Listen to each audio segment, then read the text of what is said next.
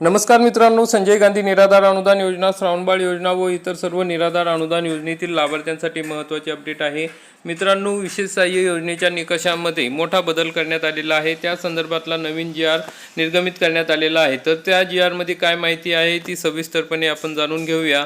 विशेष सहाय्य योजनेच्या निकषात सुधारणा करण्याबाबत महाराष्ट्र शासन सामाजिक न्याय व विशेष सहाय्य विभाग 19 जून 2026 रोजीचा हा GR आहे। मित्रांनो, यामध्ये शुद्धीपत्रक काढण्यात आलेले आहे। विशेष सहाय्य योजनेअंतर्गत संजय गांधी निराधार अनुदान योजना, श्रावणबाळ सेवा राज्य निवृत्ती वेतन योजना या योजना राबवण्यात येतात। त्या अनुषंगाने विशेष सहाय्य योजनेच्या निकषात विभागाच्या उपरोक्त संदर्भ क्रमांक 2 येथील शासन निर्णयान्वये सुधारणा करण्यात आल्या आहेत। म्हणजे जो 27 मार्च 2026 रोजीचा शासन निर्णय होता त्यामध्ये सुधारणा करण्यात आलेली आहे। तर काय सुधारणा करण्यात आलेली आहे, त्यामधील तात्पुरत्या स्वरूपात दिव्यांग असलेल्या व्यक्ती विशेष सहाय्य योजनेच्या पात्र असणार नाही असा उल्लेख होता।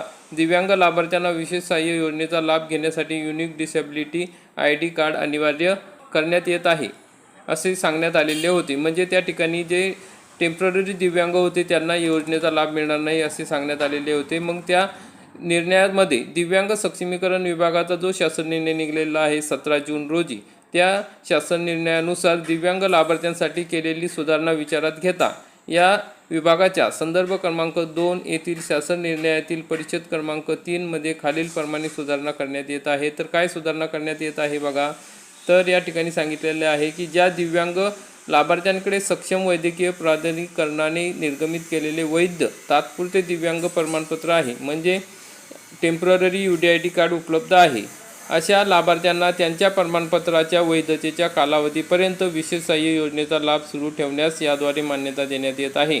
म्हणजे ज्या दिव्यांग बांधवांकडे टेम्पररी दिव्यांग कार्ड आहे त्यांना त्यांच्या कार्डचा कालावधी जोपर्यंत आहे, मुदत जोपर्यंत त्यांना दिलेली आहे तोपर्यंत ते योजनेचा लाभ घेऊ शकतात अशी माहिती या ठिकाणी देण्यात आलेली आहे। जर आता तुमचे UDID कार्ड हे रिन्यू करायचे राहिले असेल तर लवकरात लवकर रिन्यू करून घ्या, म्हणजे आपली मुदत वाढून घ्या, म्हणजे तुम्ही या सर्व योजनांचा लाभ घेऊ शकता।